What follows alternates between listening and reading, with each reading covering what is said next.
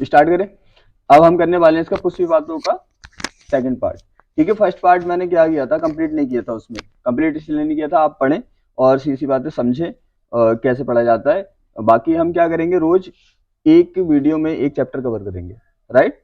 और शायद आपके समझ आ गया हो कैसे पढ़ना है, पॉइंट टू पॉइंट पढ़ना है, पॉइंट याद करने हैं। जो पॉइंट मैं रोज यहाँ पे करा रहे हो, बस क्या करना है, उसे उसका बेसिकली जो होना चाहिए उसका पूरा फिगर हमारे माइंड में होना चाहिए, नॉर्मली बातें पता होनी चाहिए, पॉइंट याद होने चाहिए, बस पैसेज तो याद नहीं करने 12th की तरह। तो क्या पढ़ा था हमने कल, कहां पे एंड किया था, कल हमने देख लिया था क्या, परागकण पे, परागकण पे एंड किया था, परागकण कंप्लीट कर लिया था। उसके बाद आएगा परागकण का मीन्स हमने क्या कंप्लीट कर लिया था, हमने कंप्लीट कर लिया था बीजाणु जनन कंप्लीट कर लिया था, ठीक है, और संरचनाएं देख ली थी, और हम बीजाणु जनन के बाद परागकण पे हमने एंड कर दिया था। अब देखेंगे क्या पुंकेसर कंप्लीट हो गया, ठीक है, पुंकेसर कंप्लीट देख लिया। अब देखेंगे हम स्त्रीकेसर, स्त्रीकेसर। आप देखो हम समझने वाले हैं किसे, स्त्रीकेसर को, स्त्रीकेसर को। अब स्त्रीकेसर में स्त्रीकेसर की अगर संरचना देखें तो उसमें कितने भाग होते हैं, 3 भाग होते हैं। देखो यहाँ पे ये फूला हुआ सा भाग होता है एक, और ऊपर इस तरह से ये इस टाइप का एक भाग होता है। अब देखो क्या होता है, यहां पे इस भाग को कहते हैं हम क्या, भारती, भारती काग्र, क्या बोलते हैं, भारती काग्र। और यहां से ये जो भाग होता है इतना, इसको बोलते हैं हम वार्तिका, क्या बोलते हैं, वार्तिका।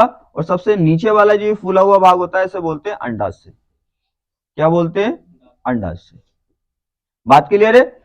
स्त्रीकेसर को अगर देखें तो अगर इसके भाग देखें, क्योंकि हम शॉर्ट में लिखते हैं, शॉर्ट का मीन्स क्या होता है, हमें पैसेज नहीं करना, हमें तो पॉइंट टू पॉइंट बात करनी है। तो हमने लिखा स्त्रीकेसर, स्त्रीकेसर में कितने भाग हो गए, 3 भाग हो गए। कौन सा, वार्तिकाग्र, वार्तिका और अंडाशय। अब देखो कंफ्यूज ये करते हैं क्योंकि ये दोनों क्या है, देखो यहाँ पे देखो दोनों क्या है, सेम है, दोनों में डिफरेंट क्या है, एक में यहाँ पे गा लगा हुआ है, गा मेरा, और यहाँ पे नहीं है, बस इतना अंतर है ना। तो इसका ध्यान रखना कि जिसपे परागकण गिरते हैं, परागकण कहां से गिरते हैं, ऊपर से गिरते हैं ना, तो सबसे ऊपर वाले पार्ट पे तो गिरेंगे परागकण। अब देखो परागकण ऐसे इस पे गिरेंगे, गिरेंगे ना, तो गिरना किससे आता है, गिरना, परागकण का गिरना किससे आता है, देखो गिरना आता है गा से। तो ध्यान रखना, गिरना जब गा से आता है तो ये क्या होगा, और भारतीय काग्र भी कैसे आ रहा है, भारतीय काग्र भी किससे आ रहा है, भारतीय काग्र, भारतीय काग्र भी किससे आ रहा है, गा से। तो ध्यान रखना कि जिसपे परागकण गिरते हैं उसे भारतीय काग्र कहते हैं। कोई डाउट, कोई दिक्कत, ठीक है। अब देखने वाले हम इंटरनल, इसका इंटरनल सरफेस, बात संरचना तो समझ आ गई। अब यहाँ पे देखने वाले क्या है हम, अब देखने वाले हैं हम गुरु बीजाणु जनन। क्या देखने वाले, गुरु बीजाणु का जनन कैसे होता है। दोनों में क्या होता है, प्रोसेस में थोड़ा अंतर होता है। वहां पे लघु बीजाणु के जनन का जो प्रोसेस था, तो आपको याद है ना क्या प्रोसेस था, क्या प्रोसेस था उसका, प्रोसेस उसका ये था कि वहां पे ऐसा हुआ था कि एक कोशिका कितने लघु बीजाणु बना रही थी, 4 लघु बीजाणु बना रही थी, और हर एक लघु बीजाणु परागकण बना रहा था। ये कॉन्सेप्ट हमने पढ़ा था, क्या था वहां पे, क्या था कि हर एक कोशिका जो थी, लघु बीजाणु मात्र कोशिका जो थी, वो क्या कर रही थी, 4 लघु बीजाणु बना रही थी, और हर एक लघु बीजाणु परागकण बना देता। यहां पे प्रोसेस थोड़ा चेंज है। हम अगर इसकी संरचना को देखें, हम क्या देखें, इसकी संरचना को देखें तो इसकी संरचना इस तरह से होती है।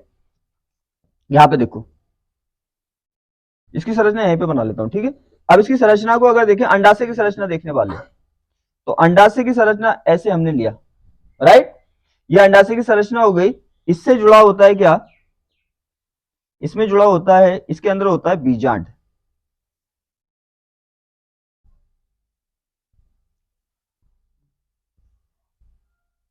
अब रुकिए, रुकिए एक मिनट, इसका अब हम देखेंगे क्या, अब हम देखेंगे अंडाशय की संरचना, और क्या बनाएंगे, गुरु बीजाणु बनाएंगे। और गुरु बीजाणु से जो क्या बनता है, यहाँ पे, वहां पे क्या बना था, वहां पे क्या बना था, वहां पे हमारा जो था वो क्या बना था, कोशिका से, कोशिका से क्या बना था, वहां पे बना था, बीजाणु बने थे, और बीजाणु से क्या बना था, परागकण। और परागकण आपको पता है क्या होता है, परागकण होता है हमारा नर युग्मकोद्भिद, युग्मक उद्भिद का मीन्स नर युग्मक को जन्म देने वाला। यहां पे जो बनता है, यहां पे बनता है हमारा भ्रूण कोष। क्या बनता है? भ्रूण कोष। और भ्रूण कोष को क्या कहते हैं? उसे कहते हैं मादा युग्मोद्भिद, मादा युग्मक को जन्म देने वाला। ठीक है, अब देखो समझो प्रोसेस, तो ध्यान रखना दोनों प्रोसेसों को अगर सेम सेम प्रोसेस लगते हैं तो दोनों प्रोसेसों को एक साथ पढ़ा करो, जिससे क्लियरिटी आए कि हाँ नर वाले में ऐसा प्रोसेस चल रहा है, मादा वाले में ऐसा प्रोसेस चल रहा है, एकदम माइंड में क्लियरिटी आएगी। अब देखो इसमें क्या होता है, इसकी संरचना ऐसी होती है, अंडाशय हो गया, अंडाशय के अंदर जो होती है वो आपको पता है उसके अंदर क्या था, लघु बीजाणुधानी। इसके अंदर क्या होगी, गुरु बीजाणुधानी। तो इसके अंदर होती क्या है, इसके अंदर होती है देखो गुरु बीजाणुधानी। देखो गुरु बीजाणुधानी बना रहे हैं हम।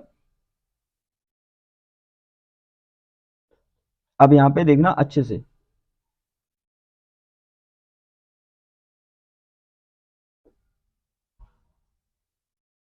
अब देखो यहां पे दिख रही है। अब इस तरह की क्या होती है, इसके अंदर क्या होती है, गुरु बीजाणुधानी। देखो ये तो हमारा क्या है, ये तो आपको पता है ये है अंडाशय, अंडाशय राइट, ये अंडाशय हो गया।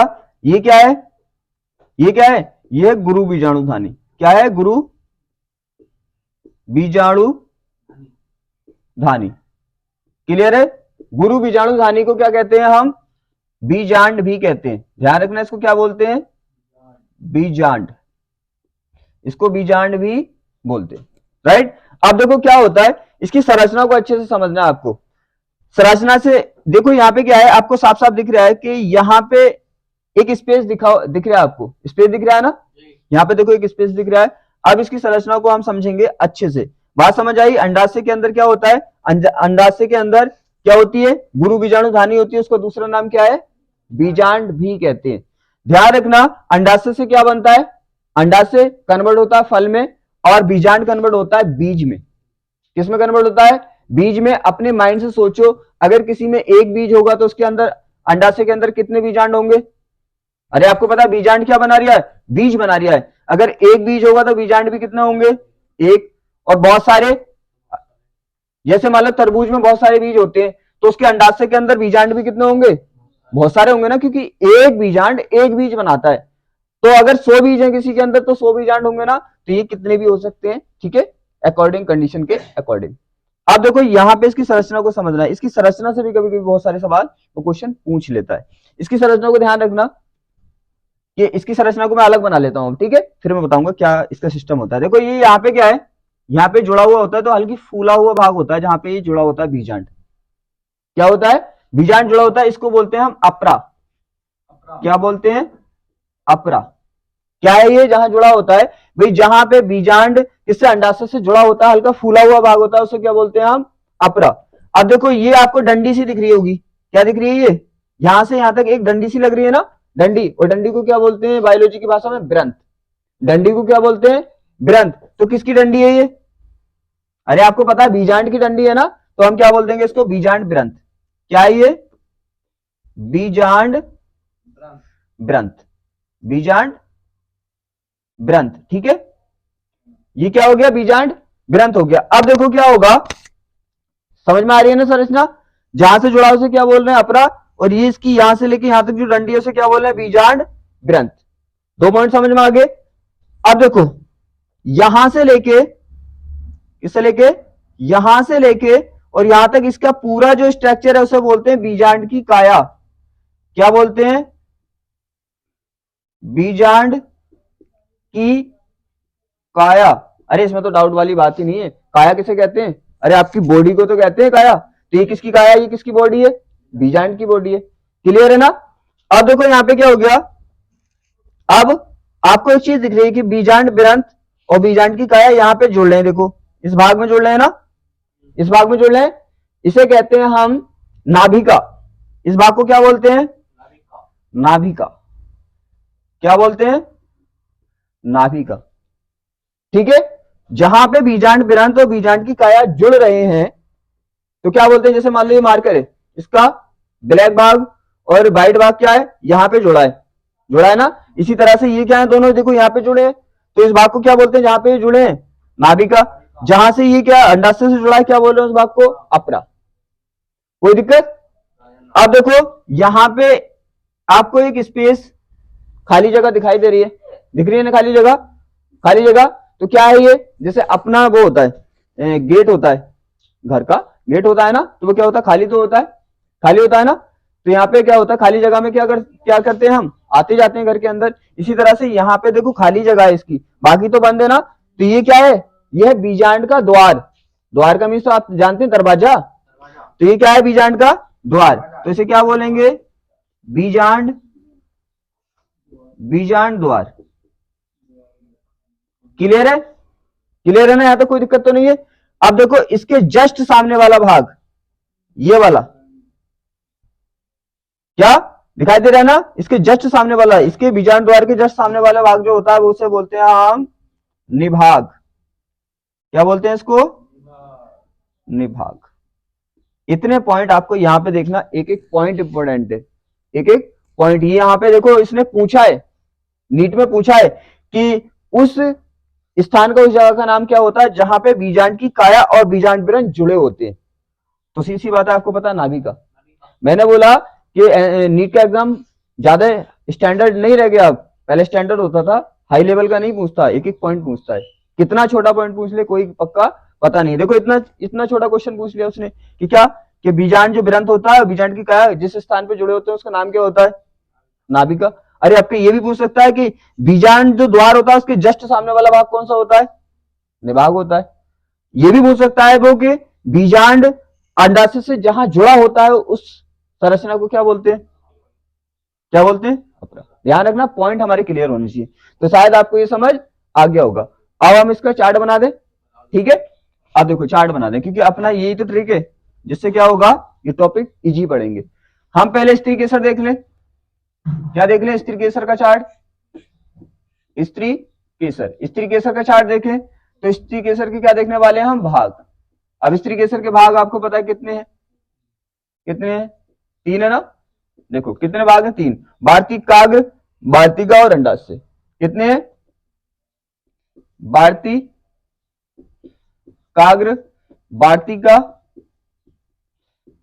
वार्तिका और अंडाशय, अंडाशय।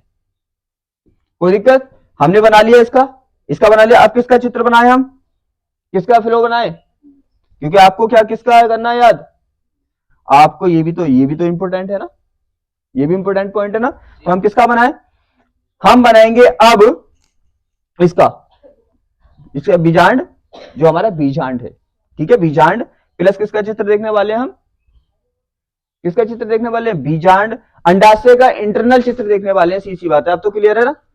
किसका, अंडाशय की आंतरिक संरचना देखने वाले हैं। क्या, अंडाशय, अंडाशय की आंतरिक संरचना, क्या, आंतरिक संरचना, आंतरिक संरचना देखने वाले। अब पता है आंतरिक संरचना में क्या होता है, क्या होता है, आंतरिक संरचना में होता है बीजांड। अरे देखो ये अंडाशय है ना, हम क्या देख रहे हैं, इसकी आंतरिक अंदर वाली संरचना देख रहे हैं। अंदर अंदर क्या है इसके, बीजांड है। तो इसका मतलब हम क्या देख रहे हैं, बीजांड की संरचना देखने वाले। किसकी संरचना देखने वाले हैं, बीजांड की। अब देखो बीजांड में क्या होता है, और शॉर्ट में आप ये भी लिख सकते हैं बीजांड, क्योंकि हम अंदर है क्या उसके, बीजांड ही तो है, तो बीजांड को हम देखने वाले। अब देखो,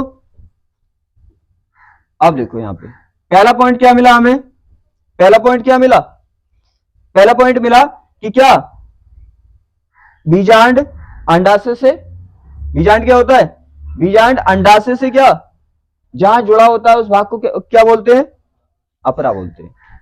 तो क्या होगा, बीजांड, बीजांड का अंडाशय, अंडाशय से जुड़ा भाग, जुड़ा भाग क्या, अपरा कहलाता है। क्या कहलाता है, कहलाता है। एक पॉइंट देख लिया हमने, ठीक है।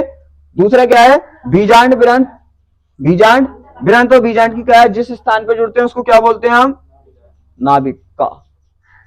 दूसरा पॉइंट क्या है, दूसरा पॉइंट देखो कि बीजांड, बीजांड की काया, ध्यान रखना बीजांड की काया अलग मतलब है, बीजांड काया अलग मतलब है, ठीक है ना। बीजांड की काया किसे बोल रहे हैं? ये पूरा भाग बीजांड की काया बोल रहे हैं इसे हम। अब देखो क्या होगा, ये क्या है? बीजांड की काया। बीजांड की काया क्या होती है? बीजांड की काया जिस जगह पर किससे जुड़ती है? बीजांड ग्रंथ से। बीजांड ग्रंथ से जुड़ती है। क्या होती है? जुड़ती है। उसे क्या बोलते हैं? उसे क्या बोलते हैं? नाभिका कहते हैं। उसे नाभिका कहते हैं। एक एक पॉइंट इंपॉर्टेंट है, ध्यान रखना यहाँ पे एक एक पॉइंट। ये हो गया, ठीक है। अब क्या होगा? ये हो गया हमारा, देखो क्या हो गया, अपरा हो गया। और आपको पता चल गया बीजांड ग्रंथ होता है। बीजांड की काया ये होती है जहां पे जुड़ते हैं, किसे? नाभिका कहते हैं। और बीजांड द्वार के विपरीत भाग, देखो विपरीत है ना, बीजांड द्वार का विपरीत भाग को क्या बोलते हैं हम? निभाग कहते हैं। अब देखो ये हो गया, क्या पॉइंट देख लिया हमने? तीसरी बात है, आप तो पूरा फ्लो चार्ट बनाना है इस तरह से, लेकिन मेरे पास थोड़ा स्पेस नहीं है ना, तो मैं यहाँ पे लिख देता हूं, ठीक है। पहला पॉइंट हो गया, दूसरा पॉइंट हो गया। अब तीसरा पॉइंट देखो, तीसरा पॉइंट क्या है? बीजांड द्वार के विपरीत भाग को, विपरीत मतलब जस्ट पीछे वाले भाग को क्या बोलते हैं? निभाग बोलते हैं। तो हम बोलेंगे कि बीजांड द्वार के क्या? विपरीत भाग को, विपरीत भाग को क्या बोलते हैं? क्या बोलते हैं? निभाग कहते हैं। निभाग कहते हैं। देखो पढ़ना हमें ऐसे ही है।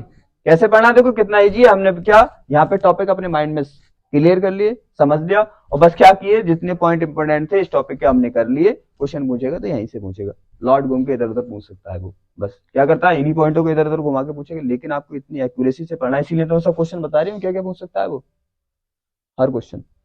अब देखो कितना अजीब सा क्वेश्चन पूछ लेता है वो कभी कभी, जो तुम्हें अजीब लगता है पेपर में। उसने पूछ लिया कि भारतीय काग्र और अंडाशय को जोड़ने वाली रचना कहलाती है। देखो क्वेश्चन देखने में कितना अजीब लग रहा है। अरे बिल्कुल नया लगेगा ना, तुम्हें तो नया लगेगा, सीधी बात है। ये कौन सा क्वेश्चन है भाई कि भारतीय काग्र को और अंडाशय को जोड़ने वाली संरचना कहलाती है? लेकिन क्या है, बात तो सिंपल है। अरे देखो भारतीय काग्र और अंडाशय को कौन सी संरचना जोड़े रखी हुई है? भारतीय काग्र। तो क्या होता है, पॉइंट यही पूछता है, बस क्या करता है वो, तुम्हारा टैलेंट चेक करता है। इसलिए मैं एक्स्ट्रा बात ही नहीं कर रहा, मैं तो पॉइंट पे बात कर रहा हूँ। मैं बताऊंगा भी क्वेश्चन हैंड टू हैंड कैसे कैसे पूछ सकता है। पॉइंट क्लियर है एकदम? ये टॉपिक क्लियर है। ध्यान रखना हर टॉपिक में क्या होंगे, 5-6 हमारे इंपोर्टेंट पॉइंट होंगे, उन्हें करना है आपको, वैसे अच्छे से समझना है, नोट करो इसे। अब देखो ये टॉपिक समझ आ गया। अब नेक्स्ट टॉपिक कौन सा करेंगे हम? नेक्स्ट टॉपिक करने वाले हम गुरु बीजाणु जनन। गुरु बीजाणु जनन, देखो यहां पे क्या है, गुरु बीजाणु जनन क्या होता है? अब आपको पता है यहाँ पे, वहां पे क्या बना था पिछले टॉपिक में, ध्यान रखना।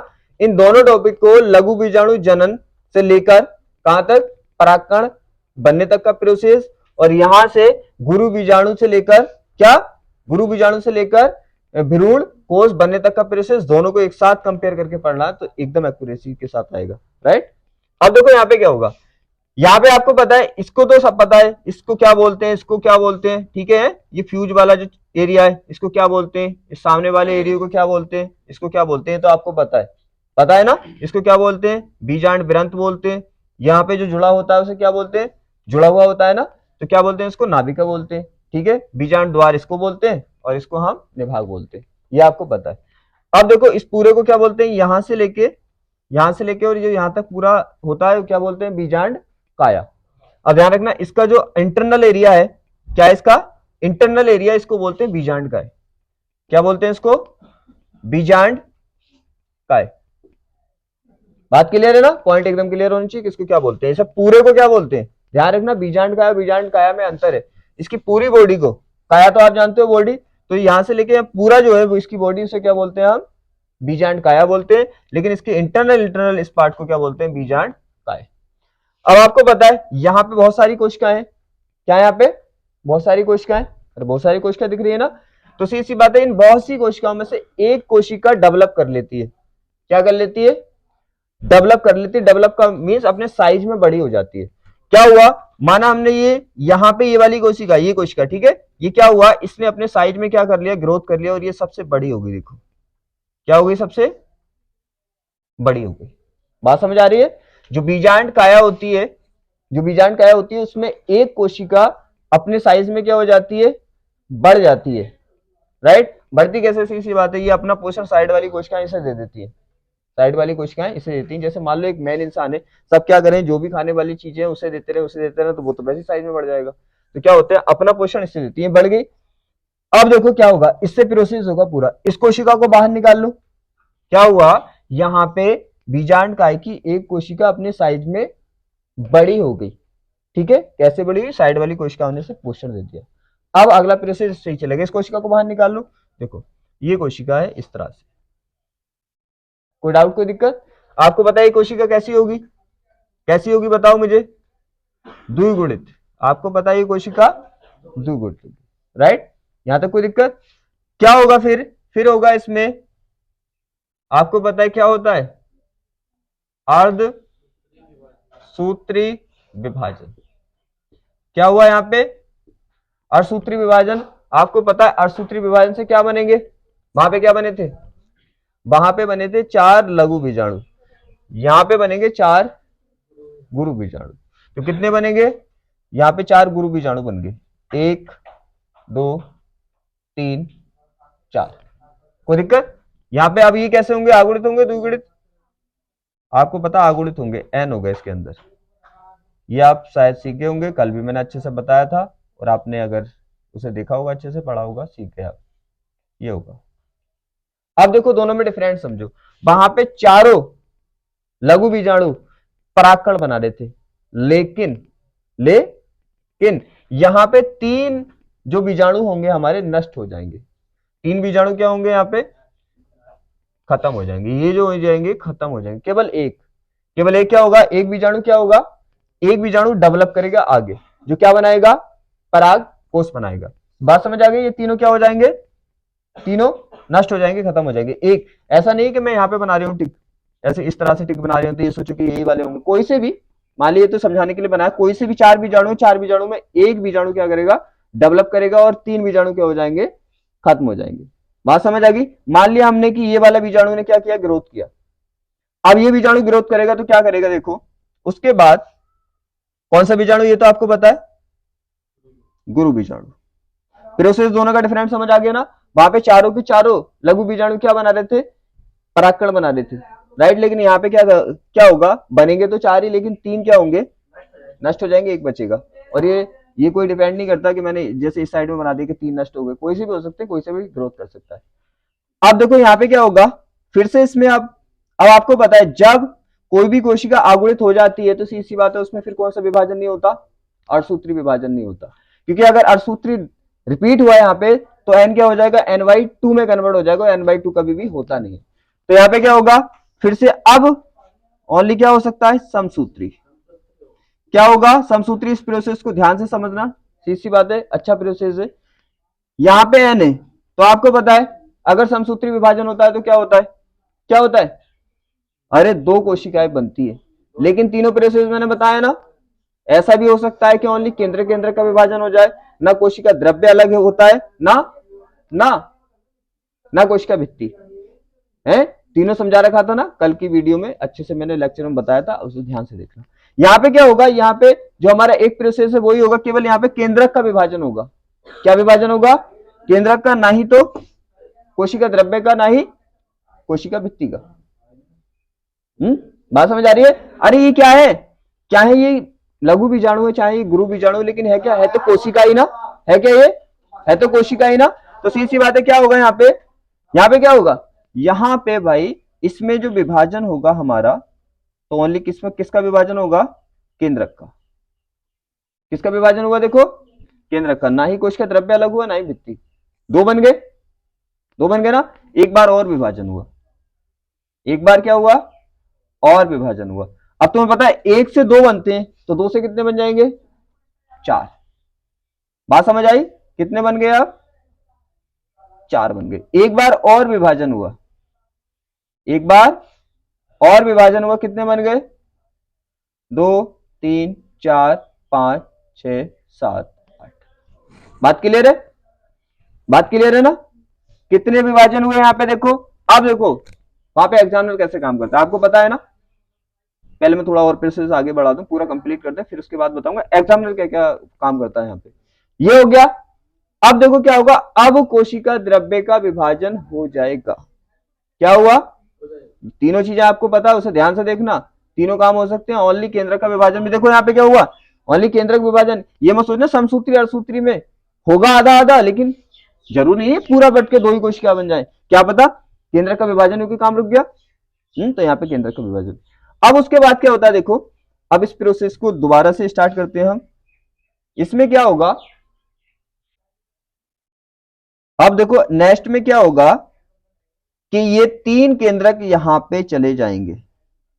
3 केंद्रक क्या होगा, यहां पे चले जाएंगे, और यहां पे ये 3 केंद्रक यहां पे चले जाएंगे, राइट, और 2 केंद्रक यहां पे मिडिल में आ जाएंगे। बात समझ आ गई? अब इनसे अब क्या होगा, ये चले गए, अब इन पे क्या होगा, अलग अलग कोशिका झिल्ली लग जाएगी। क्या होगा, अलग अलग कोशिका झिल्ली इन पे लग जाएगी। लगे देखो, लगे ना कोशिका झिल्ली। अब ये क्या बन गई, कोशिकाएं, 3 कोशिकाएं ये बन गई, देखो 3 कोशिकाएं ये बन गई ना, 3 कोशिकाएं ये बन गई। कितनी कोशिकाएं हो गई, 6, और एक ये देखो बड़ी वाली कोशिका, कितनी कोशिकाएं हो गई, 7 कोशिकाएं हो गई। बात समझ में आ गया? इसे अच्छे से ध्यान से समझना, क्योंकि जहां पे कोशिका झिल्ली लग गई तो वहां पे क्या होगी, कोशिका फिर अलग हो गई। ये तो क्लियर हो गया ना। कोशिका झिल्ली लग जाए तो भी कोशिका क्या हो गई, जैसे परागकण में किया था, कोशिका झिल्ली तो लगी थी बस, तो 2 कोशिका बोल रहे थे, एक अलग हो गई एक अलग हो गई। इसका मतलब ये हुआ कि अगर कोशिका द्रव्य बट गया तो कोशिका अलग मानी जाएगी। कोशिका द्रव्य जब तक नहीं बटेगा जब तक अलग नहीं मानी जाएगी। इस माइंड से सोचो इस चीज को, ठीक है, फोकस करो इस चीज पे। क्या कि अगर कोशिका द्रव्य नहीं बटा, चाहे उसमें 1000 केंद्रक बन जाए तो कोशिका एक ही मानी जाएगी। लेकिन अगर कोशिका द्रव्य बट गया तो कोशिकाएं अलग मानी जाएंगी, चाहे कोशिका भित्ति बटे या ना बटे। ठीक है, अब देखो कितनी हो गई, 3 कोशिकाएं, ये 3 कोशिकाएं ये, और एक देखो बड़ी वाली कोशिका। इसमें कितने बड़ी वाली कोशिका के कितने केंद्र के, देखो 2 केंद्र के ना, फिर भी कोशिका एक ही मानी जा रही है। क्यों? क्योंकि कोशिका द्रव्य एक ही है इन दोनों केंद्रकों का, राइट। अब देखो इन्हें क्या बोलते हैं हम, इनको बोलते हैं हम, ये वाली जो कोशिका होती है, देखो यहां पे समझो, यहां पे ये बीच मिडिल में कोशिका होती है, इसे बोलते हैं हम अंड कोशिका। यहां पे लिख देता हूं, क्या होती है ये, अंड कोशिका। क्या होती है, अंड कोशिका। और यहाँ पे ये 2 कोशिकाएं जो इसके पास है वो है सहायक कोशिका। क्या है, सहायक कोशिका। कोई दिक्कत, अंड कोशिका और सहायक कोशिका। और ये जो होती है, ये होती है 3 कोशिकाएं जो है, ये है हमारी प्रति शांत कोशिका, कोशिका, कोशिका। क्या है ये, समझ आ गया? ठीक है। अब यहां पे देखो क्या है, इस पूरी संरचना को क्या बोलते हैं, इस पूरी संरचना को बोलते हैं हम भ्रूण कोश। बात समझ आई? इस पूरी संरचना को क्या बोलते हैं, ये है भ्रूण कोश। क्या है ये, भ्रूण कोश। बस यहां पे इस पूरे चैप्टर में 2 चीजें अच्छे से समझने वाली है, बाकी तो सिंपल है, एकदम समझ में आ जाता है। एक तो ये, इसका प्रोसेस कैसा होता है, एक परागकण का प्रोसेस और एक आप भ्रूण का प्रोसेस समझेंगे। बस 3 प्रोसेस है, बाकी कोई भी दिक्कत वाली बात नहीं। बाकी तो बस क्या देखना है, देखना है और समझना है।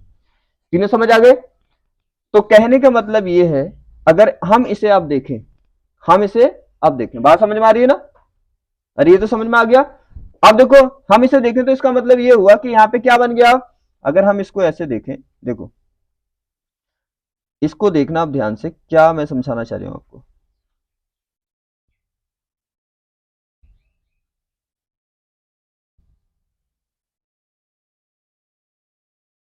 अब देखो यहां पे क्या हुआ, यहां पे हमारी इस तरह की संरचना बन गई।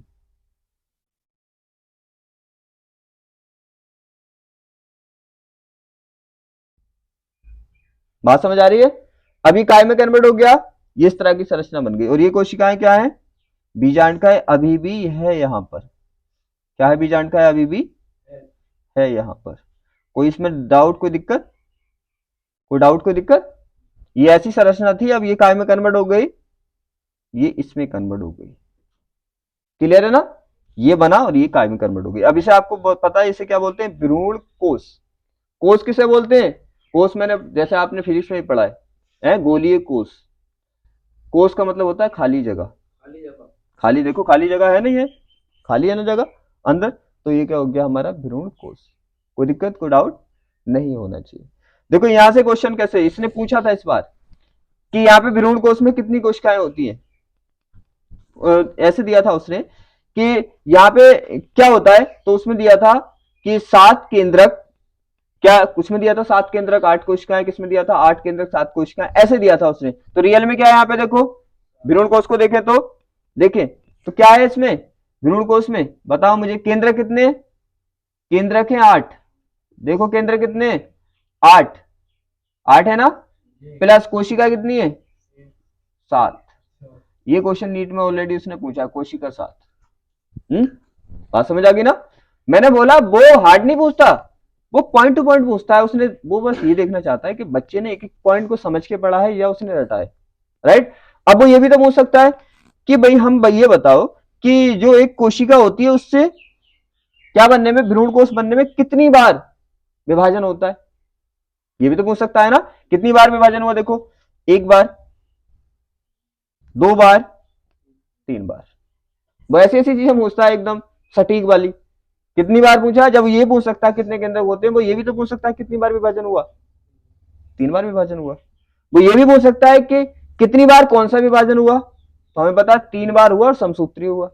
तो ऐसे ऐसे पॉइंट को पूछता है। बात समझ आ गई? तो ये प्रोसेस शायद आपको समझ आ गया होगा कि किस तरह से बनता है। आपको दोनों पॉइंट क्लियर है ना? भ्रूण कोश क्या होता है, भ्रूण कोश क्या होता है, भ्रूण कोश होता है क्या, भ्रूण कोश होता है मादा युग्मकोद्भिद। और परागकण क्या होता है, दोनों पॉइंट को लिख लो, सी बात है। वो ऐसे भी तो पूछ लेता है कौन होता है, कौन होता है नर युग्मोद, वो कुछ भी हो सकता है, सी बात है। बस क्या, लेकिन जितने पॉइंट आएंगे वही तो पूछेगा, ये भी तो सोचने वाली बात है। जो पॉइंट यहाँ पे उसने दिए होंगे वही तो पूछ सकता है ना, बस। तो दोनों पॉइंट याद रखना, पराग, पराग कण। परागकण क्या होता है, नर युग्म मकोद्भिद। और भ्रूण कोश, भ्रूण कोश क्या होता है, भ्रूण कोश होता है मादा युग्मकोद्भिद। ठीक है, युग्म, युग हो गया ना, ये आधा का बना लेना यहाँ पे, युग्मकोद्भिद। ठीक है, युग्मकोद्भिद हो गया। देखो नर युग्मोद्भिद का मतलब रहता है, नर का मीन्स तो नर, युग्मोद्भिद का मतलब उद्भव करने वाला, उसे उत्पन्न करने वाला। तो परागकण क्या बनाता है, नर युग्मक बनाता है। क्या बनाता है, नर युग्मक, इसलिए इसे क्या बोल रहे हैं, नर युग्मोद्भिद। और भ्रूण कोश क्या बनाता है, देखो मादा युग्मक। अरे अंड बना रहा है ना, बना रहा है, ये बन रहा है ना यहाँ पे, तो ये क्या हो गया, मादा युग्मोद्भिद। इसका मतलब ये मादा युग्मक को बनाता है। दोनों पॉइंट शायद आपके दिमाग में क्लियर होंगे। जिस डार्कनेस से मैं बोल रहा हूँ उस डार्कनेस से पढ़ना है। यहाँ पे जितने भी प्रोसेस आप कर रहे हो आपको पता होना चाहिए कौन सा प्रोसेस कैसे हो रहा है, कितनी बार हो रहा है, किस किस सिक्वेंस में हो रहा है। बात समझ आ रही है? बस नीट का ये प्रोसेस होता है, हर एक पॉइंट जो भी काम करे पता होना चाहिए कि इतनी बार विभाजन हुआ, इतनी बार ये हुआ, इतनी बार हमने केंद्रक बनाया। बस पैसेज तो यहाँ पे करने नहीं होते। तो शायद आपको ये पॉइंट एकदम एक्यूरेसी के साथ समझ में आ गए होंगे, एक्यूरेट। आप इसको नोट करो। यहां तक कोई डाउट तो ना, क्लियर है ना बिल्कुल? अब नेक्स्ट टॉपिक करने वाले कौन सा, देखो इस वीडियो को जैसे मैंने यहाँ पे पूरी क्लास पढ़ा थी, राइट? पूरी क्लास पढ़ने के बाद क्या होगा, आप एक बार एनसीईआरटी के पैसेज को रिवाइज कर लें। उसमें पैसेज कौन से रिवाइज करने, जो आप यहाँ पे कर रहे हैं, राइट? उसी टॉपिक को। लेकिन इंपॉर्टेंट क्या है, इंपॉर्टेंट वो है जो हम क्लास में पढ़ लें। एंड बुक को रीड करने, हाँ ये इंपॉर्टेंट है, बुक को रीड करने से ये होगा एक बार आपके माइंड में एक अच्छे से रिवाइज हो जाएगा कि एनसीईआरटी में लिखा हुआ कैसे। और कुछ जो हार्ड पैसेज लिखे हुए हैं समझ नहीं आते वो छोड़ देना, वो यहाँ से समझना क्या है, समझना मेरे अकॉर्डिंग जैसे मैं समझा रही हूँ वही पे आपको वही अच्छे से टॉपिक करने, वही पॉइंट करने, ठीक है, लेकिन एनसीईआरटी को पढ़ लेते हैं तो क्या होता है, माइंड में इमेज बन जाती है, हाँ कि बुक्स में हमारी ऐसे लिखा हुआ है, लेकिन समझना मेरे अकॉर्डिंग है, बुक्स के अकॉर्डिंग समझोगे समझ ही नहीं आएगा। ठीक है, ये हो गया ना, ये तो समझ गए। अब हमें करना है क्या, परागण। क्या करना है, नेक्स्ट टॉपिक परागण। देखो अब तो सिंपल सिंपल टॉपिक है, जो हार्ड टॉपिक थे थोड़े कॉन्सेप्ट बेस्ड, वो दो ही टॉपिक थे। पर हम क्या बनाते हैं, हम परागण बनाते हैं, उसमें थोड़ा प्रोसेस लगता है, माइंड से सोचना पड़ता है वहां पे। और हमने क्या बनाया था अभी, भ्रूण कोश, बस दो में माइंड लगता है, बाकी देखो ये परागण परागण ये कुछ नहीं है, बस एकदम समझ आ जाएगा। अब देखो क्या होगा, और एक ध्यान रखना, जो हमने बनाया था अभी, क्या अभी कुछ बनाया था ऐसे करके, ठीक है, कुछ ज्यादा ही डिजाइनिंग बन गया ये, देखो ऐसे करके, ऐसे कुछ बनाया था ना, तो ऐसे करके हमने एक कोशिका बनाई थी, इसके पास में दो कोशिकाएं बनाई थी, ठीक है, ऐसे करके, और ये बनाई थी ऐसे करके, और ये ऐसे बनाया था, ठीक है। तो यहाँ पे क्या होता है, यहाँ पे इस तरह से तंतुरूपी संरचनाएं भी होती हैं, क्या होती है, तंतुरूपी संरचनाएं भी होती हैं, जो किसमें सहायता करती है, किसमें सहायता करती है, निषेचन में सहायता करती है, ठीक है, किसमें करती है, निषेचन में। और इस पूरे को, तीनों कोशिकाओं को मिला के बोलते हैं अंड उपकरण। क्या बोलते हैं इसको, तीनों को मिला के, वैसे अलग अलग तो मैंने बता दिया, तो क्या बोलते हैं इसको, अंड उपकरण बोलते हैं, अंड उपकरण, उपकरण। कोई डाउट तो नहीं है, इसे तीनों को मिलाकर अंड उपकरण बोल दिया, सीधी सी बात है, बोल दिया अंड उपकरण, समझ आ गया ना। इनको तो वही बोलते हैं जो बोलना है, ठीक है। ये क्या होते हैं, ये क्या होते हैं, इनको बोल देते हैं हम ध्रुवीय केंद्र। क्या बोल देते हैं, ध्रुवीय केंद्र, राइट, कोई दिक्कत तो नहीं है। अब यहाँ पे जो ऐसे आते हैं, उंगली उंगली के समान संरचनाएं आती हैं, उन्हें बोलते हैं तंतु रूपी समुच्चय, तंतु रूपी समुच्चय। समुच्चय का मतलब तो जानते हो आप, समूह, ग्रुप। तंतु रूपी का मतलब धागे की तरह संरचनाएं निकली होंगी, तंतु का मीन्स आप जानते हैं, तंतु रूपी का मतलब धागे की तरह, रूपी का मतलब क्या होता है, क्या उसका रूप होता है ऐसा। तो तंतु रूपी समुच्चय, तंतु रूपी का मतलब धागे की तरह की संरचना है, उनका समुच्चय का मतलब एक उनका गुच्छा है, जो किसमें सहायता करता है, हेल्प करता है निषेचन में, जो अभी हम करेंगे तो पढ़ेंगे यहाँ पे। ये हो गया, इन तीनों को मिलाकर क्या बोलते हैं, अंड उपकरण बोल देते हैं, ठीक है, ध्रुवीय केंद्रक बोलते हैं इसको, आपको पता है इसे पृथ्वी व्यास शांत कोशिकाएं बोलते हैं, कोई डाउट नहीं, मैंने इसलिए बता दिया क्योंकि यहाँ पे एक भी पॉइंट नहीं रहना चाहिए। अब देखो परागण क्या होता है, ध्यान रखना, परागकण और परागण दोनों में अंतर होता है, नाम एक से होते हैं, 12th में मैंने पढ़ाया था तो बताया था आपको, जिसपे कण लगा है, क्या लगा है, कण, वो कण की बात चल रही है। और परागकण कैसे होते हैं, छोटे छोटे कण ही तो होते हैं, बस ये अपने माइंड में इतनी सी बात ध्यान रखना, जिससे याद रहेगा, परागकण और परागण, ठीक है, जिसपे कण लगा है, देखो वो क्या था, पराग कण, तो इसपे क्या आ रहा है, कण, कण आ रहा है ना। कण किसे कहते हैं, छोटे से टुकड़े को, बहुत छोटे छोटे टुकड़ों को कण कहते हैं। परागकण कैसा था, छोटा सा, छोटा ही टुकड़ा तो था वो, अरे बहुत छोटी सी कोशिका थी ना, तो छोटी सी कोशिका का मतलब उसका साइज कैसा हुआ, कण की तरह, तो इसलिए कण कहते हैं। अब तो याद हो जाएगा ना, कण कहते हैं, तो उसे परागकण कहते हैं, परागण। परागण का मीन्स क्या होता है, देखो परागण का मीन्स बड़ा सिंपल सा होता है कि जब मान लो, ठीक है, यहां पे समझ लो, आपको पता है पुष्प में चार संरचनाएं होती हैं, ठीक है, मैं यहाँ पे दो पे समझा रही हूँ क्योंकि दो की जरूरत है, बाकी आपको पता है कि क्या, बाकी तो आपको पता है ना क्या क्या होता है, पूरा पूरा पढ़ चुके हैं आप, बस एक सिंपल सी बात बतानी है यहाँ पे, परागण कोई इतना भारी नहीं है, बिल्कुल सिंपल सी बात है।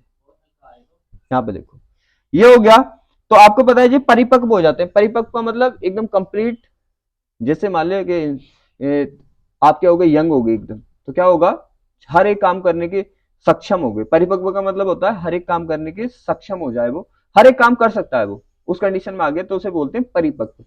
तो क्या होगा, ये दोनों परिपक्व हो गए, स्त्रीकेसर भी और पुंकेसर भी। तो आपको पता है यहां से ये क्या होगा, परागकोश फट जाएगा, और परागकोश फटने के बाद यहां से परागकण निकल के वार्तिकाग्र पे चले जाएंगे।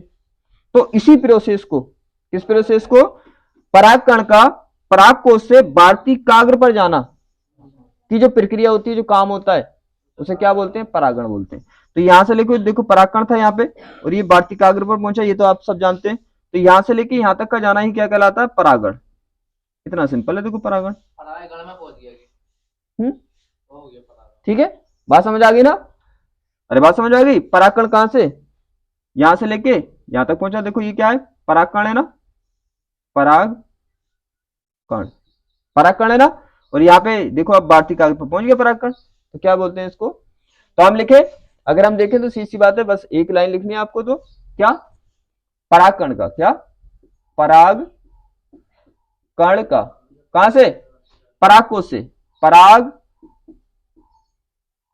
परागकोश से कहां तक जाना, बढ़ती काग्र, तो पराग बढ़ती काग्र तक जाने की जो क्रिया होती है, काम होता है, जाने की क्रिया लिख दो, काम लिख दो, दोनों का मीन तो एक ही है कि क्रिया को परागण कहते हैं, परागण कहते हैं। ठीक है, कोई डाउट की दिक्कत, बिल्कुल सिंपल टॉपिक है। तो परागण कैसा होता है, अब आपको पता है परागण कितने टाइप का होता है, दो तरह का परागण होता है। ये क्या होता है, पहले देखेंगे हम क्या, पहले देखेंगे कारकों के अकॉर्डिंग, किसके अकॉर्डिंग, कारकों के। कितने तरह के कारक होते हैं, बताओ यूनिवर्स में कितने तरह के होते हैं कारक, एक होते हैं जैविक और एक होते हैं अजैविक, दो, तुम्हें बताया दो ही तरह के होते हैं, सजीव या निर्जीव। सजीव को क्या बोलते हैं, जैविक का मतलब जीव, अजैविक का मतलब जो जीव नहीं है, जो जीव नहीं है क्या है फिर वो, निर्जीव है, सी बात है। अब हम देखने वाले हैं परागण के प्रकार किसके अकॉर्डिंग, जो इसके कारक होते हैं, कारकों के अकॉर्डिंग देखने वाले, फिर प्रोसेस के अकॉर्डिंग देखेंगे, पहले कारकों के अकॉर्डिंग देखेंगे। देखो क्या है, परागण के प्रकार देखने वाले, परागण के प्रकार, परागण के प्रकार किसके देखेंगे, किसके, कारकों के अकॉर्डिंग, किसके, यहां पे लिख देंगे हम कारक के अनुसार, कारकों के अनुसार। देखो क्या है, और ये ध्यान रखना, ये चैप्टर काफी लेंथी आपको पता भी है, ठीक है, लंबा चैप्टर है ना ये, क्योंकि कोई चैप्टर तो लंबा, दो तीन चैप्टर हैं आपके जो लॉन्ग है, जैसे ये वाला चैप्टर मान लिया, ये भी लॉन्ग है आपका, और अनुवंशिकी के दो चैप्टर हैं वो लॉन्ग है, तो ज्यादा चैप्टर लॉन्ग नहीं, दो चार चैप्टर तो सीधी बात है लॉन्ग है ही, और उन्हें पढ़ना भी है, तो शॉर्ट भी तो है, अगर लॉन्ग है तो शॉर्ट भी तो चैप्टर है। ठीक है, अब यहाँ पे देखो कारकों के अकॉर्डिंग कितने तरह के कारक होते हैं, आपको पता है पूरे यूनिवर्स में दो तरह के कारक होते हैं, एक होते हैं जैविक और एक होते हैं अजैविक। कौन से होते हैं, जैविक, जैविक कारक, जैविक कारक, और दूसरे कौन से होते हैं, अजैविक कारक, अजैविक, अजैविक कारक। अगर ना ऐसी एकदम रिलैक्स माइंड से पढ़ोगे आप, कुछ भी भारी नहीं है, वो जिम्मेदारी मेरी है सिखाने की, क्या करो आप रिलैक्स माइंड से पढ़ो, कुछ भी भारी नहीं है। ठीक है, एक एक पॉइंट को क्लियर करते चलेंगे हम। देखो जैविक का मीन्स क्या होता है, जीव, कारक का मीन्स क्या होता है, काम करने वाले, कारक काम करने वाले को बोलते हैं। देखो जैविक का मीन्स क्या होगा, जीव, जीव होता है ना जैविक का मीन्स, और कारक का मीन्स क्या होता है, कार्य करने वाले या काम करने वाले, करने वाले। तो यहाँ पे देखो बर्ड से मीन्स निकला कि यहाँ पे जो काम करने वाले होंगे वो जीव होंगे, बात समझ आ रही है ना, यहाँ पे वर्ड से मीन्स पता चल गया ना, जैविक का मीन्स जीव होता है, कारक का मीन्स काम होता है। तो यहाँ पे जो काम करेंगे, कौन सा काम करेंगे, परागण का जो काम करेंगे वो कौन करेंगे, जीव करेंगे। पहला पॉइंट क्लियर है, जैविक कारक।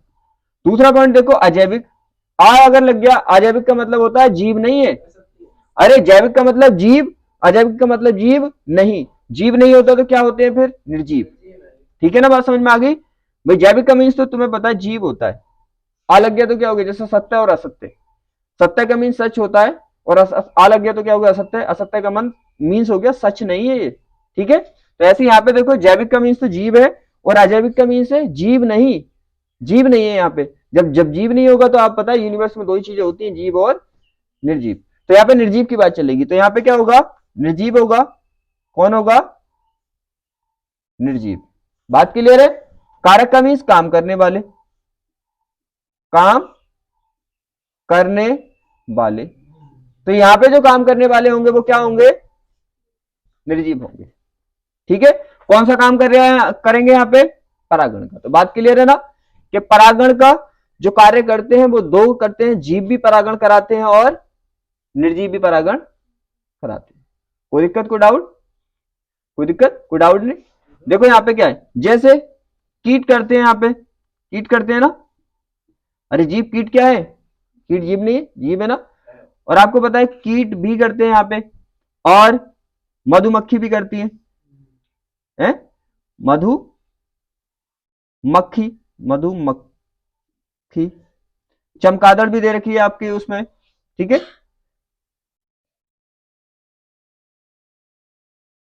ये क्या है? ये सब क्या है? अगर एग्जांपल देखें तो सीधी बात है, ये सब क्या है? सब जीव ही तो है, जीव है ना। ये करते हैं। अब देखो निर्जीव में कौन आते हैं? निर्जीव में दो आते हैं। निर्जीव में कौन आते हैं? जल और वायु, दोनों क्या है? जीव थोड़ी है। अब एक बात बताइए, ये तो सीधी सी बात है, इन्होंने क्या, इन्होंने करा दिया, आपने समझ लिया, कोई दिक्कत वाली बात नहीं है। अब देखो यहाँ पे निर्जीव में क्या होगा? निर्जीव में अगर जीव नहीं कराएंगे तो कौन कराएगा? तो वायु और जल, दोनों कारक है। यहाँ पे कौन से कारक यूज होते हैं? वायु यूज होती है और जल यूज होता है, जल। बात क्लियर है? शायद आपके बात समझ आ गई। कारक के अकॉर्डिंग अगर देखें तो सीधी सी बात है, कितने प्रकार का परागण होता है? दो प्रकार से होता है। एक कौन सा? जैविक जैविक कारक के जैविक परागण मतलब जीव परागण करते हैं, और एक अजैविक निर्जीव परागण करते हैं। आपको पता है जैविक में सीधी सी बात है, और जितने भी एनसीईआरटी में एग्जाम्पल दे रखे, याद रखना एक एक एग्जाम्पल पता होना चाहिए, क्योंकि एग्जाम्पल बहुत ज्यादा इंपॉर्टेंट। एक खासियत है एनसीईआरटी की, एग्जाम्पल ज्यादा नहीं दे रखी, तुम खुद देखना, एग्जाम्पल कम ही दे रखे। एग्जाम्पल किसी के 2 दे रखे हैं, किसी के 3 दे रखे हैं, एग्जाम्पल ज्यादा नहीं है। ये अच्छा ही है, एग्जाम्पल तो एक एक याद करना आपको, ठीक है ना। तो ये समझ आ गया, ये समझ आ गया। तो यहाँ पे देखो परागण कोई भी भारी चीज नहीं है, बिल्कुल सिंपल है। पहले से नोट करो, फिर हम परागण यहाँ पे दूसरे टाइप से करने वाले। ये तो हो गया कारकों के अकॉर्डिंग, जैविक अजैविक हो गया, ठीक है ना। फिर उसके बाद समझेंगे, देखो अगर दुर्बलता निर्बलता देखें तो सबसे अच्छा जो परागण माना जाता है वो किसके द्वारा माना जाता है? जैविक कारक की, जैविक कारकों के अकॉर्डिंग। फिर देखें तो अजैविक कारक। अगर तीनों का सीक्वेंस देखें तो पहले पहले कौन आएगा? कीट, ये आएंगे जैविक कारक, फिर उसके बाद कौन आएगा? वायु, फिर उसके बाद जल आएगा। ये भी सीक्वेंस याद रखना, मैंने कल भी बोला था सीक्वेंस बड़ा अच्छा है, होना चाहिए इसमें। क्या पता उसने पूछ लिया कि बताइए कि किसके अकॉर्डिंग रहता है, उसकी प्रबलता बताइए। प्रबलता का मतलब होता है किसके अकॉर्डिंग अच्छा रहेगा सबसे ज्यादा, उसका क्रम बताइए। तो सबसे ज्यादा किसके? जैसे उसने दे दिया, कीट दे दिए, वायु दे दिया और जल दे दिया, तो आप कैसे सीक्वेंस बनाएंगे? सबसे अच्छा किससे होगा? कीट से, फिर किससे होगा? वायु से, फिर किससे होगा? जल से, ठीक है। तो सीक्वेंस भी आपको पता चल गया किससे सबसे अच्छा परागण होता है। सबसे अच्छा परागण होता है जैविक कारकों से, फिर किससे होता है? अजैविक से, और अजैविक में किससे अच्छा होता है? वायु से अच्छा होता है। सबसे बेकार परागण जो माना जाता है वो जल से माना जाता है। सीक्वेंस भी आपको पता चल गया, ठीक है। नोट करो इसे।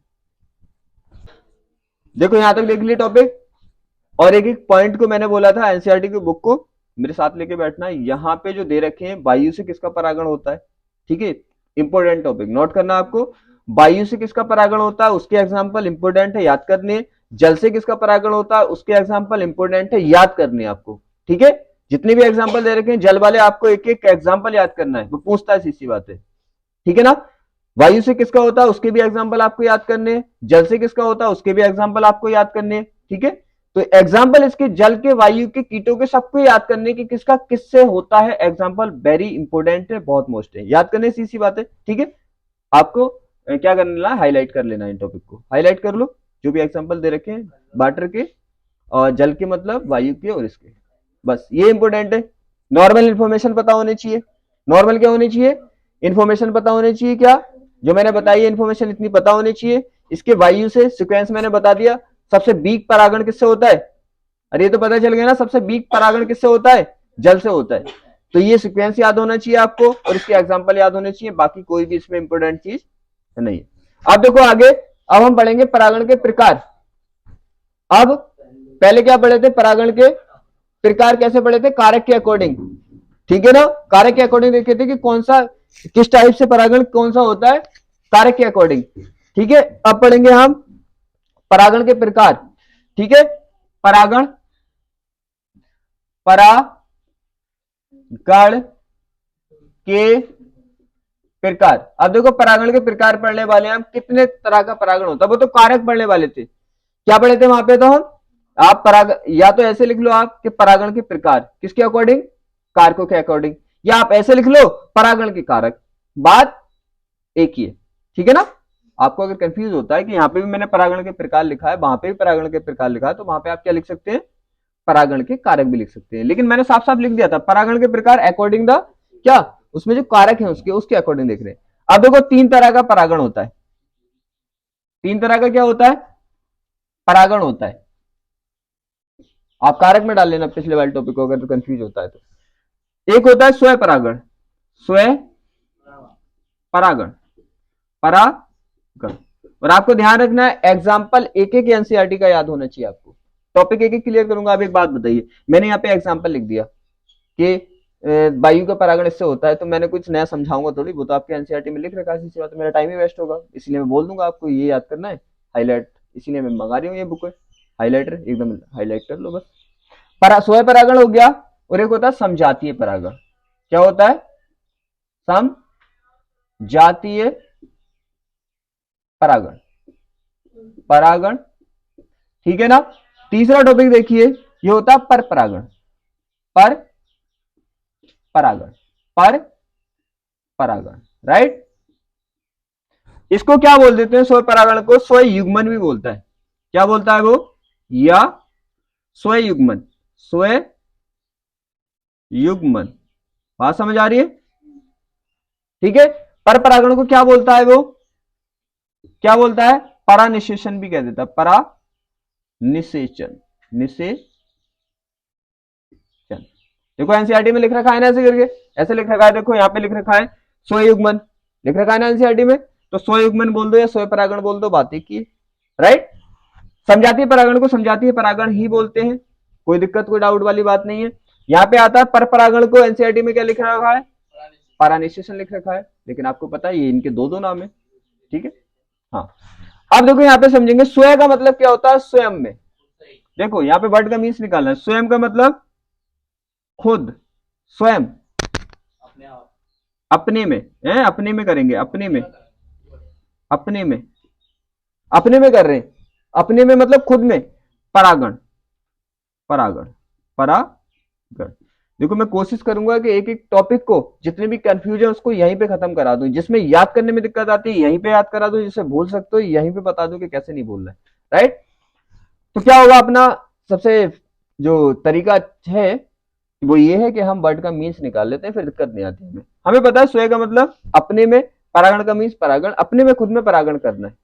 तो इसका मीन्स क्या हुआ, जो फूल होगा जो पुष्प होगा उसमें खुद के अंदर ही परागण करना है उसमें। जैसे मान लो एक एक चीज को अपने अच्छे से समझेंगे, यहां पे देखो, अब मैं देखो पुष्प के जो दो भाग है ना वो मैं नहीं बनाऊंगा, राइट, वो आपको पता है। हम एक पुष्प ले रहे हैं और पुष्प में आपको पता है कि भी ऐसे कुछ होता है, चार संरचनाएं होती हैं, और आपको पता है दो संरचनाएं क्या होंगी, लाल भाग, हरा भाग, बाह्य दलपुंज और दलपुंज होगा। लेकिन मैं मुझे इससे समझाना, आप पुष्प बना लेना खुद से, राइट। तो क्या होगा देखो, अपने में करना है इसे, ये भी हमारा क्या है, पूरा पुष्प है, क्या है हमारा, एक पुष्प है, पुष्प है ना एक। अब देखो क्या होगा, इसे अपने में करना है, स्वयं में। इसका मतलब ये हुआ पुष्प के अंदर ही अंदर परागण होगा। क्या होगा, पुष्प के अंदर ही अंदर। तो देखो इसी से क्या होगा, इसी का परागण होगा और इसी की भारतीय काग्र पर चला जाएगा। तो ये क्या हो गया, किसका एग्जाम्पल हो गया, स्वयं परागण। स्वयं परागण देखो अपने में ही कराया ना ही दूसरे पुष्प मतलब है इसका, नहीं ना, पुष्प अपने अंदर स्वयं में करा दिया, तो स्वयं परागण हो गया, कोई दिक्कत तो नहीं है। अब देखो समजातीय, देखो सम का मतलब समान, समान, और जाति तो आप जानते हैं, जाति, जाति समान होगी इनकी, जाति, जाति क्या होगी, समान परागण। तो समान परागण, परागण जो होगा यहाँ पे वो समान जाति वालों के बीच होगा, समान जाति। समान जाति के कब माने जाएंगे, जब एक ही पुष्प, सॉरी पुष्प नहीं, एक ही पादप पे होंगे। क्या होने चाहिए, पुष्प एक ही पादप पे होने चाहिए, तभी तो जाति समान मानी जाएगी, ठीक है ना।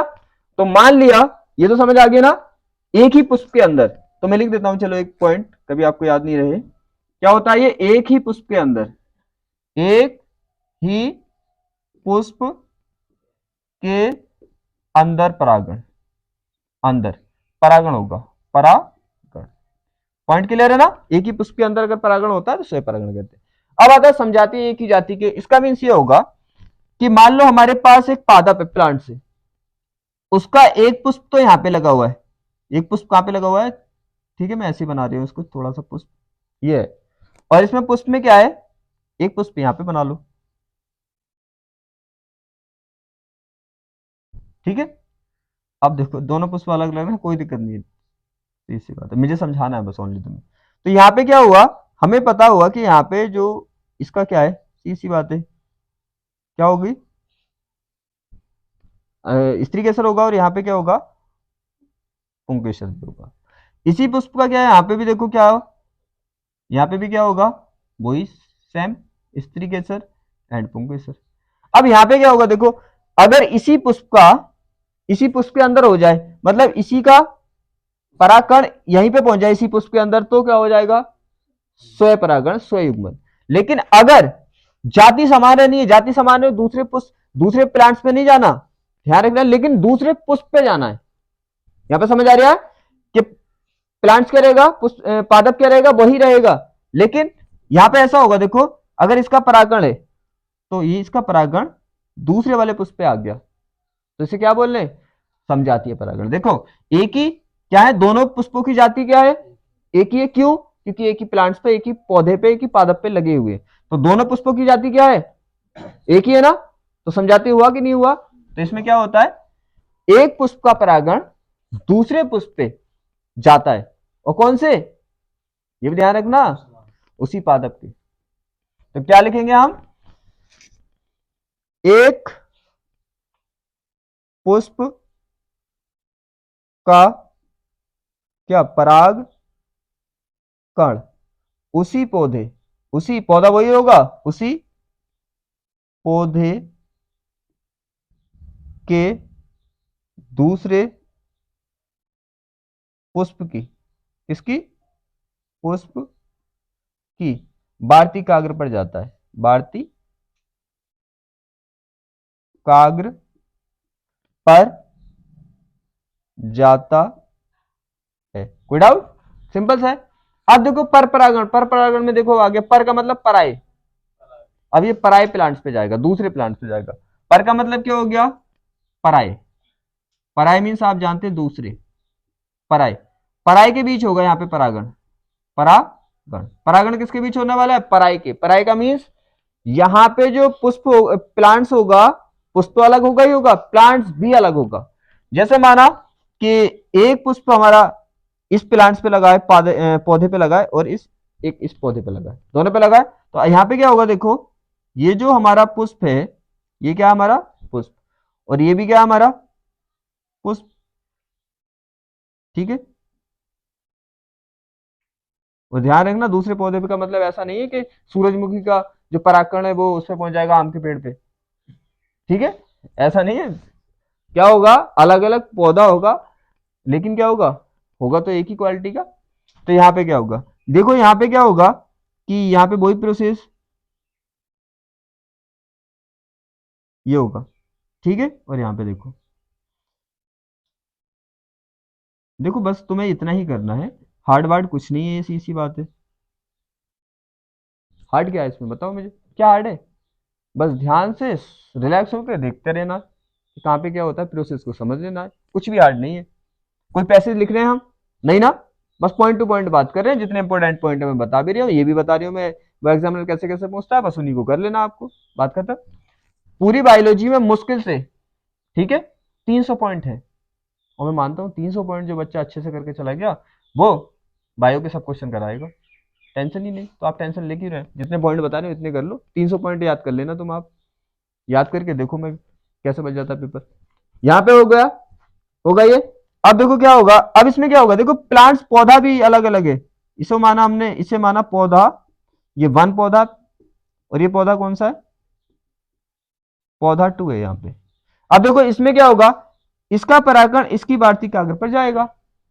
तो मेरा मानना है कि आपको एक एक अच्छे से समझ में आ गया होगा, राइट।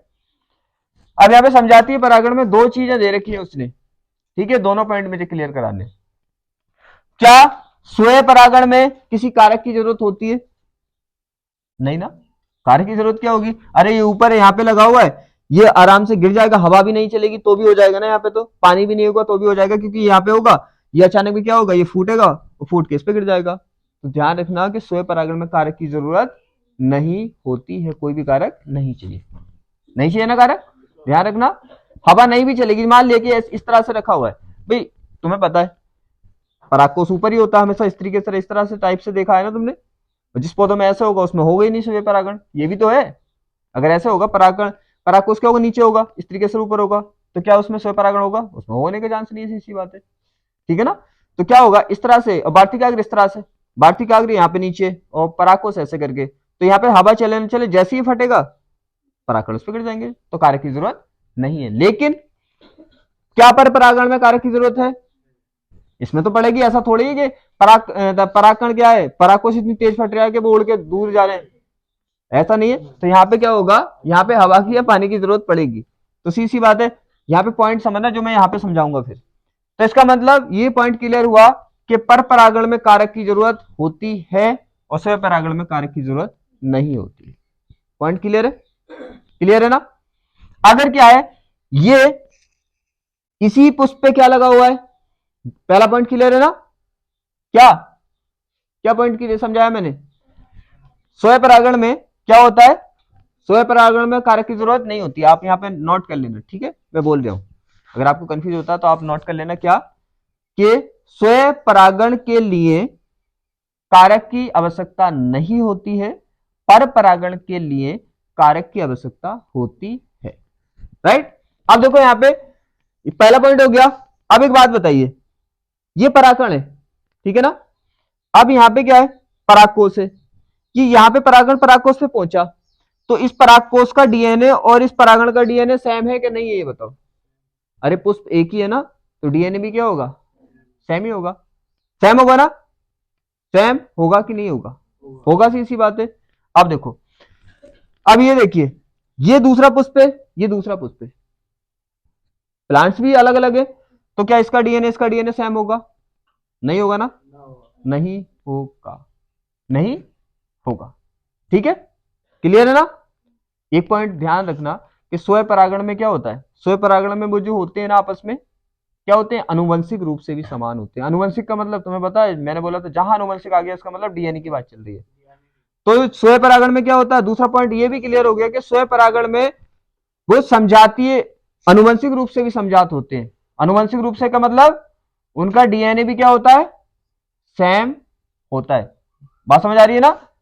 और पर परागण में वो अनुवंशिक रूप से समान नहीं होते, क्यों, क्योंकि इसका डीएनए अलग है। इसका डीएनए अगर देखें तो इस प्लांट्स का डीएनए अलग है और इस प्लांट्स का डीएनए अलग है।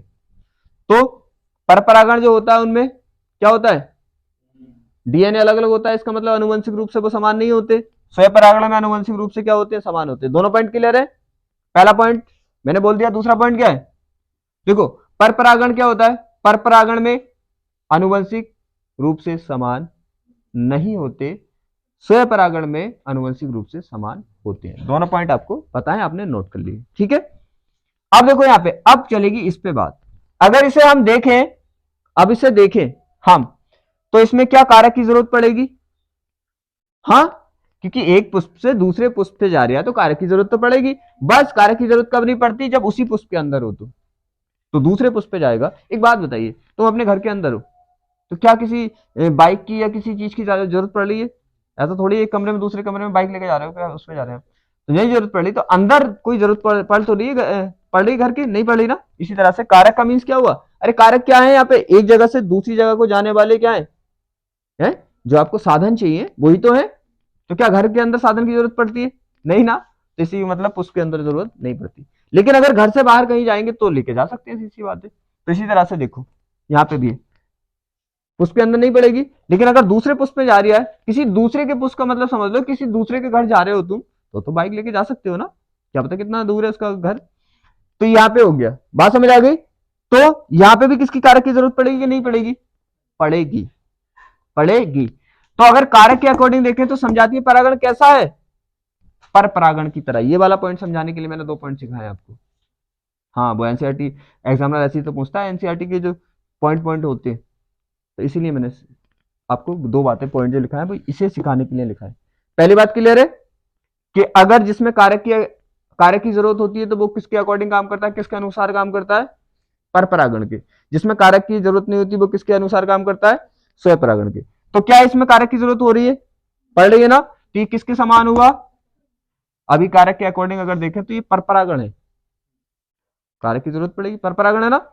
अगर अनुवंशिक रूप से देखें तो ये, अरे इसका डीएनए भी सेम, इसका डीएनए भी सेम, अनुवंशिक रूप से देखें तो ये क्या है, स्वपरागण है। ये दोनों पॉइंट एनसीईआरटी में लिखे हुए, ठीक है, लेकिन अजीब अजीब से लिखे होते हैं, समझ में नहीं आता, तो ध्यान रहेगा। समजातीय परागण को दो अकॉर्डिंग हम देखते हैं, एनसीईआरटी में लिखा हुआ है साफ साफ। तो क्या अगर हम देखें अभिकर्मक के अकॉर्डिंग तो समजातीय परागण कैसा परागण है हमारा, परपरागण, और अगर देखें हम अनुवंशिक रूप से तो ये कैसा परागण है, स्वपरागण। पॉइंट शायद क्लियर हो गया होगा, राइट, पॉइंट क्लियर हो गया ना, इसे नोट करो। अब यहां तक समझ आ गया ना। अब आज का टॉपिक क्या है, आज की क्लास को हम यहीं पे खत्म कर रहे हैं, ठीक है। मालूम है क्यों, इसलिए कि क्या स्टार्टिंग में क्या करो आप, स्टार्टिंग में थोड़ा मैं, मेरा माइंड ये है कि अगर मैं कम कम पढ़ाऊं तो अच्छा रहेगा, कम पढ़ाऊं तो क्यों, क्योंकि आपको एक प्रोसेस, क्योंकि इंटर में पढ़ा था आपने, फिर उसके बाद आप थोड़ा चेंज करके पढ़ लो नीट के अकॉर्डिंग। लेकिन जो नीट के अकॉर्डिंग पहले से पढ़े तो उन्हें तो कोई दिक्कत वाली बात नहीं है, लेकिन आप क्या है, 12 से एकदम नीट पे आए हैं, तो मेरा मानना ये कि 2 से 4 दिन में क्या करूं, थोड़ा कम पढ़ाऊं, उसके बाद क्या होगा, अपनी क्लास एकदम लेंथी चलेगी, लॉन्ग चलेगी, ठीक है। तो आप क्या होगा, एकदम तैयारी करो उस चीज को, ठीक है। इसलिए मैं आज क्लास को इसे जल्दी खत्म कर रही हूँ।